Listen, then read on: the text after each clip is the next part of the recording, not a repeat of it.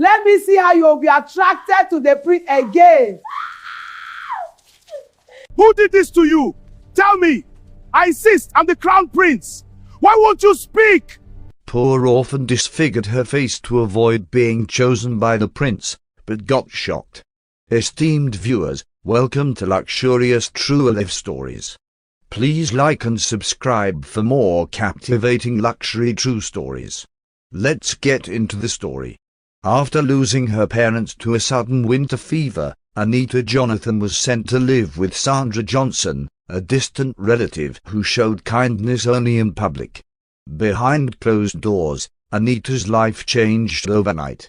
She slept on the cold kitchen floor, woke before sunrise, and worked until her fingers ached, fetching water, tending the garden, washing clothes, and preparing meals she was rarely allowed to eat. Sandra's daughter, Pamela Johnson, grew increasingly jealous of Anita's natural beauty. Though Anita wore torn dresses and walked barefoot, villagers often whispered that she was the most beautiful girl in Ozar. Suitors had quietly approached Sandra, offering respectable marriages, but she rejected them all. She feared Anita would rise above her household and overshadow Pamela completely. Still, Anita remained gentle and hopeful. She found small happiness in watching the sunrise over the hills and listening to distant laughter from the marketplace. Deep inside, she dreamed of a life where she was chosen, not for her beauty, but for her heart, unaware that fate was already moving toward her in ways no one in Oza could yet imagine. As Anita grew older, her beauty became impossible to ignore. Even while carrying heavy baskets through the village, people paused to watch her graceful steps and calm presence. Traveling merchants offered polite greetings, and respectable families quietly sent proposals, believing she would make a remarkable wife. Each time, Sandra refused before Anita could even hear the details, claiming the girl was too useful to lose. Pamela, overhearing the constant praise Anita received, began to see her not as a stepsister, but as a rival standing in the way of her imagined future. Pamela spent hours polishing her appearance, studying her reflection, and boasting to friends that she would one day marry into royalty. Yet whenever Anita entered a room, attention shifted effortlessly toward her, something Pamela could neither control nor tolerate. She responded with sharper insults and heavier chores, often ordering Anita to redo finished work just to watch her struggle. Sandra allowed it, believing hardship would keep Anita obedient and invisible. Despite the hostility surrounding her, Anita refused to grow bitter. She spoke little, worked diligently, and avoided unnecessary attention, sensing that her beauty only invited trouble. But beneath her quiet endurance lived a fragile dream, that somewhere beyond those eyes existed a life where she would not be treated as a burden. She did not know that this very beauty, the thing she tried hardest to hide, would soon draw the gaze of the one man powerful enough to change everything.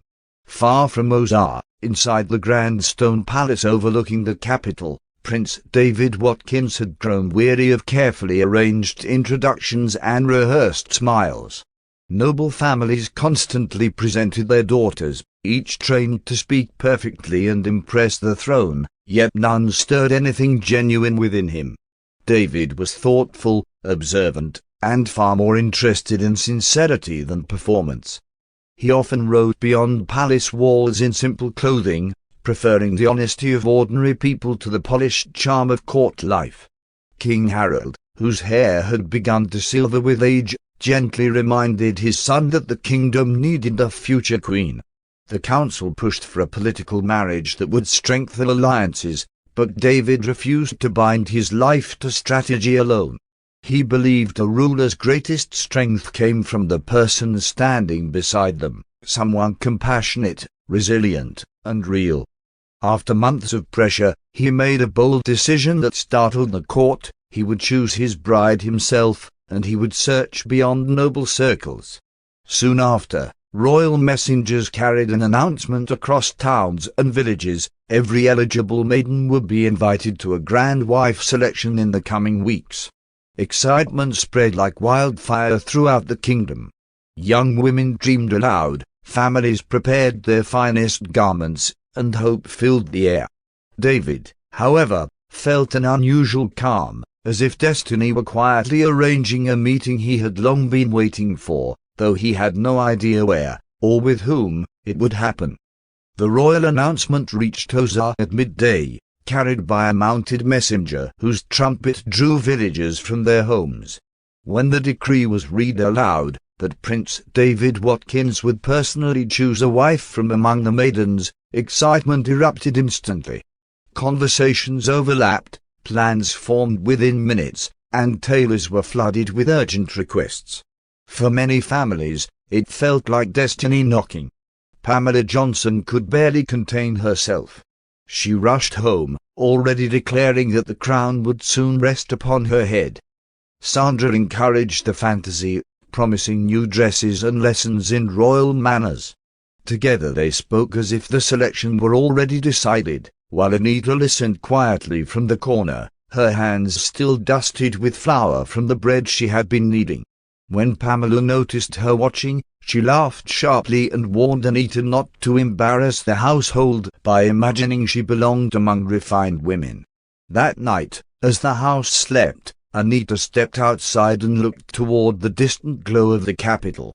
She allowed herself one fragile thought, what it might feel like to attend such an event, even just to witness it. But she quickly pushed the dream away, knowing Sandra would never permit it. What Anita did not realize was that the announcement had already set unseen threads in motion, drawing her slowly toward a moment that would alter her life forever. In the days that followed, Ozar transformed with restless energy. Seamstresses worked late into the night, merchants displayed their finest fabrics, and groups of young women practiced elegant greetings as if the prince might appear at any moment. Laughter filled the streets, yet inside the Johnson household, preparation took a different tone, one of fierce ambition. Sandra spared no expense on Pamela's appearance, ordering expensive cloth and delicate jewelry, convinced that beauty and confidence alone would secure the crown. Pamela began parading through the village in her new garments long before the selection day arrived, ensuring everyone saw her. She spoke openly about palace life, describing the chambers she would one day occupy and the servants who would bow to her. Whenever Anita passed nearby carrying water or firewood, Pamela would smirk and remind her that once she became queen, Anita would remain exactly what she was, a servant. Sandra never corrected her. Instead, she added heavier chores to Anita's schedule, determined to keep her too exhausted to dream. Yet Anita could not silence the quiet longing within her. While washing clothes by the river, she imagined the music, the gathered crowd, the prince choosing someone whose life would change in an instant. She did not picture herself as the bride, the thought felt far too distant, but she wished deeply to see the moment with her own eyes. Unbeknownst to her, fate was already drawing closer, preparing an encounter neither she nor Pamela could have anticipated. Sandra soon noticed the distant look that sometimes settled in Anita's eyes and wasted no time crushing it. One morning, she assigned Anita enough work for 3 servants, scrubbing floors, harvesting vegetables, repairing a broken fence, and preparing supper before sunset. Her warning was cold and direct. Anita was not to step anywhere near the wife selection grounds when the day came. Pamela reinforced the command with mocking sweetness, suggesting that crowds were no place for girls who belonged behind kitchens. Pamela's preparations grew more dramatic by the day. She practiced curtsies until her knees hurt and rehearsed charming smiles in every reflective surface she could find. Villagers politely entertained her confidence, though many secretly doubted it. Whenever someone mentioned Anita's beauty within Pamela's hearing, her expression tightened. She began dragging Anita along to the fields, not for help, but to ensure the girl stayed too weary to attract attention elsewhere. Anita obeyed every order, yet her spirit resisted surrender.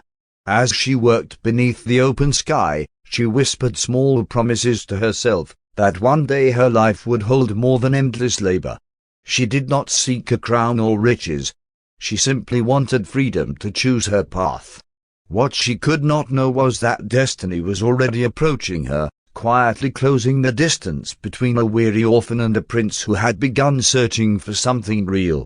One late afternoon, Sandra sent Anita and Pamela to gather vegetables from a distant farm path that curved along the quieter edge of Ozar. Pamela complained the entire way, refusing to carry anything heavier than a small basket, leaving Anita bent beneath most of the load. The road was nearly empty, brushed by golden sunlight, when the steady sound of approaching footsteps caused both girls to look up. Prince David Watkins had chosen that very hour to walk through the village without royal escort, dressed simply so he could observe life without ceremony. The moment his eyes fell on Anita, he slowed. There was something striking about her, not merely her beauty, but the calm strength in the way she stood despite obvious exhaustion. Pamela noticed his attention instantly and stepped forward with a practiced smile, greeting him warmly and letting her voice soften in what she believed was irresistible charm. David acknowledged her politely but barely lingered. His focus had already returned to Anita. He asked her name, his tone sincere, curiosity unmistakable. Panic surged through Anita. She knew exactly what would follow if Pamela or Sandra believed she had captured a prince's interest. Without answering, she lowered her gaze, murmured a quick greeting, and fled down the path before he could stop her. David watched her disappear, surprised yet intrigued, certain he had just encountered someone he needed to find again, while behind him, Pamela's smile faded into a dangerous glare. Pamela's excitement curdled into fury the moment Anita vanished down the road. She quickly turned back to the prince, attempting to recover his attention with playful questions, but David's gaze remained fixed on the empty path where Anita had disappeared. After offering only brief replies, he excused himself and continued his walk, though his thoughts lingered on the quiet girl who seemed more frightened than impressed by him. He had met countless women eager for his notice, never one determined to avoid it. The journey home felt far longer than usual. Pamela walked ahead in tight silence, her mind already shaping the story she would tell. By the time they reached the house, she burst through the door and recounted everything to Sandra, carefully exaggerating the prince's interest. Sandra's expression darkened with every word. To her, Anita attracting royal attention was not opportunity, it was threat. She believed control was slipping, and nothing unsettled her more. When Anita finally stepped inside, breath still uneven from rushing, she sensed the storm immediately. Sandra demanded to know what had been said, but Anita insisted she had offered no name and no encouragement. Her answer did little to calm them. Pamela accused her of pretending innocence while secretly plotting to rise above them. Anita tried to explain she had run precisely to avoid trouble, yet her words fell unheard. In that moment, she understood with painful clarity that even unintended attention could provoke consequences she was powerless to stop. Sandra's restraint shattered before nightfall. Convinced Anita had deliberately tried to charm the prince, she struck her across the face, the sound echoing sharply through the small house. Pamela watched with folded arms, her anger fueled by humiliation. How dare the prince overlook her and focus on a girl dressed like a servant? Their accusations poured down faster than Anita could respond, each word heavier than the last. They forced her to continue working despite her trembling hands, criticizing every movement until fear settled deep in her chest. Pamela circled her like a victor, whispering that no prince would ever choose someone so low. Sandra agreed, declaring that beauty had made Anita bold and that it was time the girl learned her place permanently. Anita realized then that their cruelty was no longer just about jealousy, it was about ensuring she never had the chance to be seen again. As darkness thickened outside, Sandra disappeared into the kitchen and returned with a bucket steaming faintly. Anita barely had time to step back before Sandra's voice cut through the silence, cold and final. She claimed that if Anita's face was what invited attention, then it would no longer be a problem. Pamela's smile grew as dread spread through Anita's veins, the air suddenly feeling too thin to breathe. Something irreversible was about to happen, and Anita knew no one was coming to stop it. Before Anita could fully grasp Sandra's intent, the bucket tilted. Scalding water struck her face and shoulder, and a piercing scream tore through the house. Pain exploded instantly, raw, shocking, impossible to contain. She collapsed to the floor, clutching her face as tears blurred her vision. Sandra stepped back, unmoved, while Pamela let out a quiet laugh, satisfied that the beauty she envied had been ruined in seconds. The noise drew no help. The house stood far enough from neighbors that Anita's cries faded into the night unheard. After the water cooled, Sandra ordered her to stand and clean the mess, as if nothing extraordinary had occurred. Every movement burned, yet Anita obeyed, trembling not only from pain but from the crushing realization that her life had just been altered forever. When she finally caught a glimpse of her reflection in a metal basin, she froze. The girl who looked back at her was almost unrecognizable. Later, lying awake despite exhaustion, Anita understood why they had done it: to ensure no prince, no suitor, no future could ever reach her. Oddly, beneath the agony was a fragile sense of relief. If her appearance no longer drew attention, perhaps the danger would fade too. But as sleep slowly overtook her, she held on to one quiet wish, that she might still see the wife's selection, even if only from afar, unaware that destiny was not finished with her yet. Morning arrived without mercy. Anita could barely lift her head, her skin tender and tightly bandaged with rough cloth Sandra had tossed at her without care. Yet the house moved as if nothing had happened. Pamela hummed cheerfully while admiring her selection gown, turning before the mirror with growing excitement. Today was the day the prince would choose his bride, and the entire village buzzed with anticipation. Sandra piled chores onto Anita deliberately, hauling water, chopping firewood, scrubbing already clean surfaces, warning her never to step near the playground. Anita nodded silently, hiding the pain each movement caused.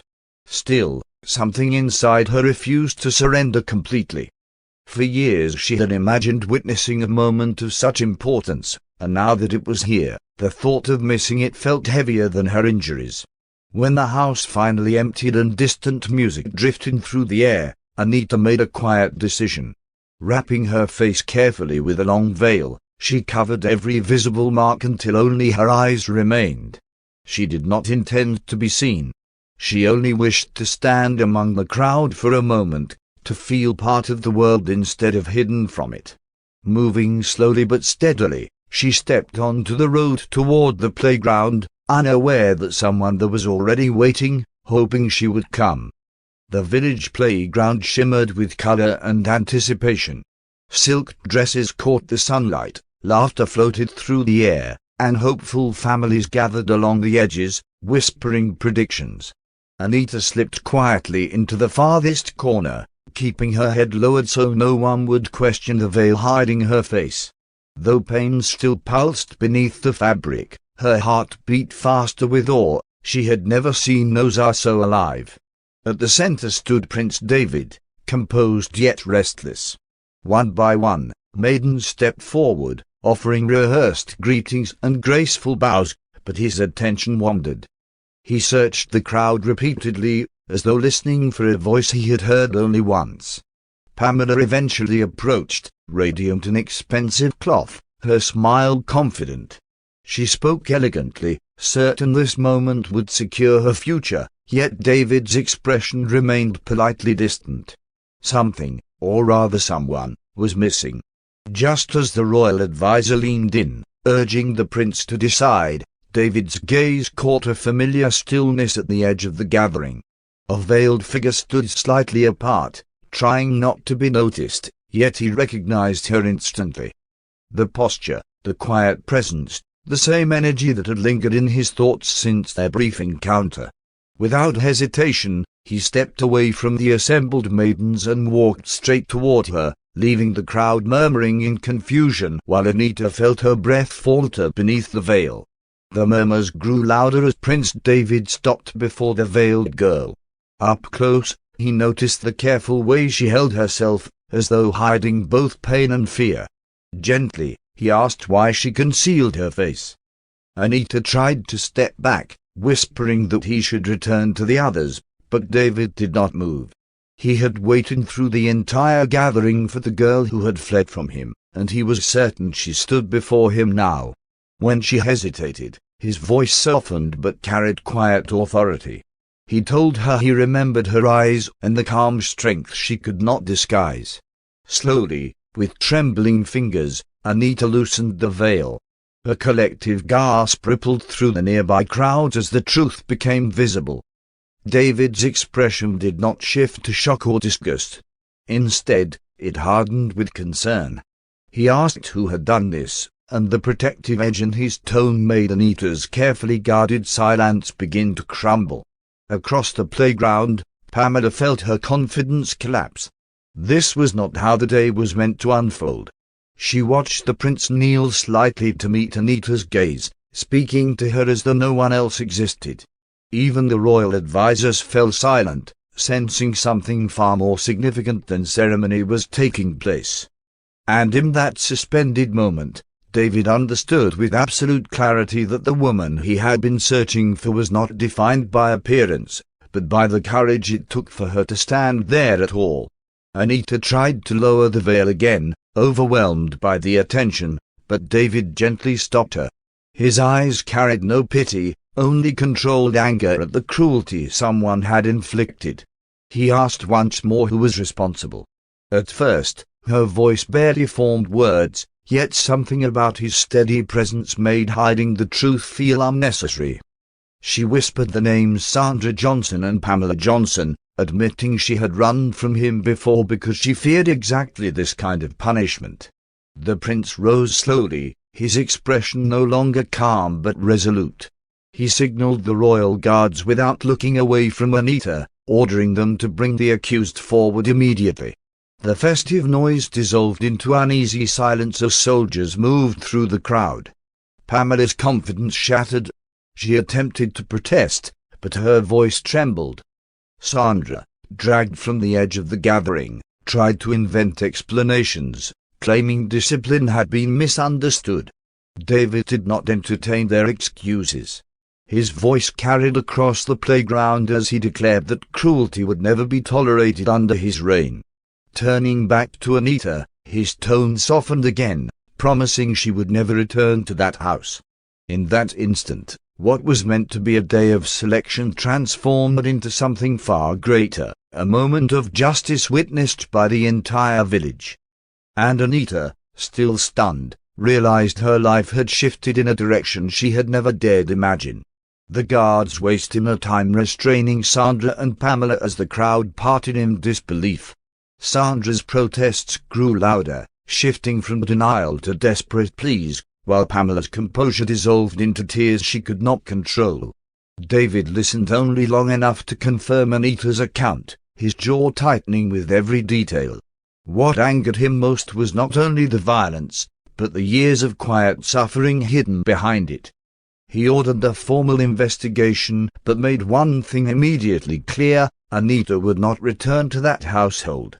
Turning to his advisors, he instructed them to prepare safe escort to the palace infirmary where skilled healers could tend to her injuries.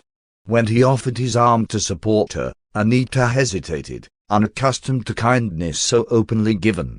The playground, once filled with celebration, now stood hushed as villagers watched the orphan girl walk beside the prince. As they departed, whispers followed, not of scandal, but of astonishment. Pamela had dreamed of this path for herself, yet it was Anita who now moved toward the royal carriage. Through the lingering pain, Anita felt something unfamiliar begin to rise within her, not fear, but fragile safety. And though the future remained uncertain, one truth had already become undeniable: The prince had chosen compassion over perfection, and nothing in the kingdom would remain quite the same after this day. By the time the royal carriage reached the palace, word had already spread beyond Ozar. Servants paused mid-task to glimpse the veiled girl beside the prince, while court officials exchanged startled looks. David personally guided Anita to the infirmary, refusing to leave until the healers assured him her wounds would be carefully treated. For the first time since the attack, she allowed herself to rest, surprised by the gentleness surrounding her. The royal council gathered quickly, expecting the prince to resume the wife selection with someone more suitable. Instead, David spoke with calm certainty. He had already made his choice. The room erupted in cautious objections about tradition, appearance, and public reaction, but he silenced them with a simple truth: a future queen must possess strength of heart, and Anita had shown more courage than anyone he had ever met. His parents, observing quietly, recognized the conviction in his voice. That evening, the palace announced what no one anticipated: Prince David would marry Anita Jonathan. Shock rippled across the kingdom, yet alongside it came admiration. Many remembered the moment at the playground and understood the depth behind his decision. When Anita heard the news, emotion overwhelmed her. She had never imagined being chosen, least of all in her current state. But as David reassured her that her worth had never depended on outward beauty, she began to believe that her life was no longer defined by the past, but by the extraordinary future opening before her. Preparation for the royal wedding began quietly, without excessive spectacle, at David's request. He wanted the day to honor sincerity rather than grandeur.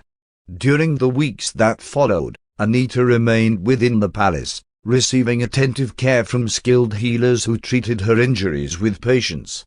Though the mirror still startled her, she noticed the prince never looked at her with anything but warmth, speaking to her as naturally as if they had known each other for years. Their conversations grew longer each day. David discovered Anita's thoughtful nature, her resilience, and the quiet wisdom shaped by hardship.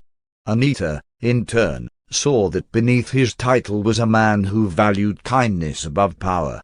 He often walked with her through the palace gardens at dusk, describing the future he hoped to build, one guided by fairness and compassion. For the first time, Anita spoke freely about her dreams, realizing she no longer needed to shrink herself to survive. When the wedding day arrived, the ceremony carried a gentle dignity that moved all who attended. As Anita stepped forward, there were no whispers about her scars, only admiration for the strength she represented. David's expression held steady devotion, and when he took her hand, it was clear his choice had never been rooted in appearance. In that moment, Anita understood something profound. She had not been rescued simply to be protected. She had been chosen to stand beside him as an equal. Justice moved steadily through the kingdom. After a thorough inquiry confirmed years of cruelty, Sandra and Pamela were stripped of influence and sentenced to long-term labor under strict supervision, a punishment meant not only to discipline, but to ensure they could never harm another vulnerable soul. The ruling sent a powerful message across every village: abuse hidden within households would no longer be ignored. News of their downfall stirred reflection among the people of Ozar. Many remembered moments when they had suspected Anita's suffering yet remained silent, convincing themselves it was not their place to interfere. Regret settled heavily, but it also awakened change. Families became more watchful, more willing to protect those without a voice. Anita, when told of the judgment, felt no triumph, only a quiet release, as though a weight she had carried for years had finally lifted. David noticed her thoughtful silence and reminded her that compassion did not erase justice. Both could exist together. Standing beside him on a palace balcony, Anita looked toward the distant hills and realized she no longer feared what lay behind her. The shadows of her past were losing their hold, replaced by a growing certainty that her future would be defined not by cruelty endured, but by the kindness she now had the power to extend. Seasons began to shift, and with them came Anita's quiet transformation. Under the guidance of the royal healers, her skin gradually recovered, though faint marks remained, reminders not of pain, but of survival. Instead of hiding them, she carried herself with calm confidence, surprising even those who had doubted her strength. The palace staff grew deeply loyal to her, drawn by her humility and the way she treated everyone with equal respect. Determined that no child would feel as powerless as she once had, Anita encouraged the creation of protected homes for orphans and vulnerable girls across the kingdom. She visited them personally, listening to their stories and ensuring they received education and care. People soon spoke of her not just as the prince's wife, but as a compassionate force whose influence softened even the hardest corners of society. David watched her with quiet admiration, knowing he had chosen a partner whose heart strengthened the crown itself. One evening, as they walked through lantern-lit gardens, Anita admitted she no longer wished to erase the past completely. It had shaped her courage and deepened her empathy. David gently reminded her that scars often marked the places where strength had taken root. Standing beneath the warm glow of the lights, Anita felt something she had never fully known before, awareness. The girl who once feared being seen had become a woman unafraid of her reflection or her purpose. Spring arrived with unusual brightness, as if the kingdom itself sensed renewal.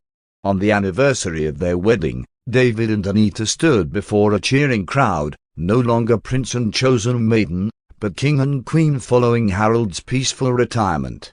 Yet despite the grandeur surrounding her, Anita remained unchanged at heart, approachable, gentle, and deeply aware of the fragile places where hope often begins. Under their rule, fairness became more than a promise.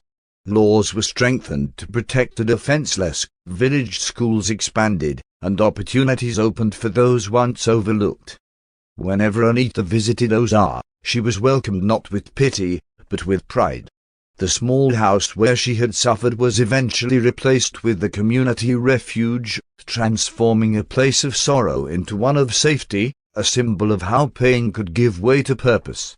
One quiet morning, watching the sunrise beside David, Anita reflected on the path that had brought her there, from an orphan forced into silence to a queen whose voice carried across the land.